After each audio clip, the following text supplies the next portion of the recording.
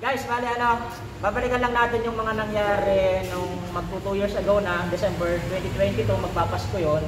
Na-invite kami before na KMJS sa mga hindi pa nakakalam. At sa mga ibang followers namin, mapapanood po namin sa inyo yung KMJS namin na video noon. Tapos magre-react kami. Kasi di ba ata napapanood. Hindi pa sila aware. Yan. Kasama ko doon dati, ako, siyempre si Will Guts, si Nala, si Aika, si JB, si Jan, ayun, dalawang magkapatid. Kasi, yung dati, yung iba namin kasama, andun din, pero pili lang yung napasali, pinili lang din yung mga staff ng KMJS, kasi, kumbaga, nagbotohan na lang kami kung sino yung pinakamatagal sa vlog, sila yung mga nauna, mga pioneer, kaya sila lang pasali. Hanggang 5 lang, 5 lang pasali. Anim. Si Shai, saka si JM, may trabaho sila parehas. Si Shai may pamilya na, may anak na rin. Congratulations, Shai. We miss you. Kaya napapanood mo to at mapanood mo yung reaction video natin. Oh, ready na kaya? Okay. Go!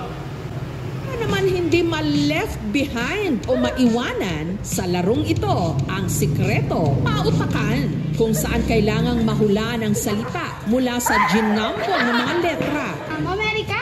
Mali. 5.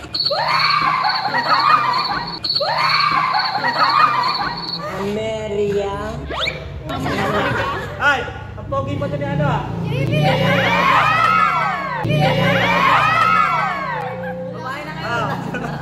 Go! Ito ang jumbled words challenge. Ideya ito ni Limuel. Bukod pa kasi sa natututo pa ang kanyang mga pamangkin. Nakatulong na siya ng dati para ma-enhance din yung utak nila. Bawat tamang sagot, may katumbas na premyo mula 20 hanggang 500 piso. Pero ang catch, kapag hindi nakahula, sa harina isusubsob ang mukha. Ay! Pini! Mali! Ang mga pamangkin... Yan, nakakamiss po yung ganun. Hindi pa natatry nila. Minsan, abangan nyo. Ayan, abangan nyo daw. Limuel na sina Shaina, John at Brian. Ngayon pa lang, meron ng plano sa perang mapapanalunan. Confident. Madagdag po sa Christmas para po matubos ang cellphone ng mama. Pero hindi magiging madali ang laban. Kasali rin kasi ang isa pa nilang pinsan na lagi raw valedictorian.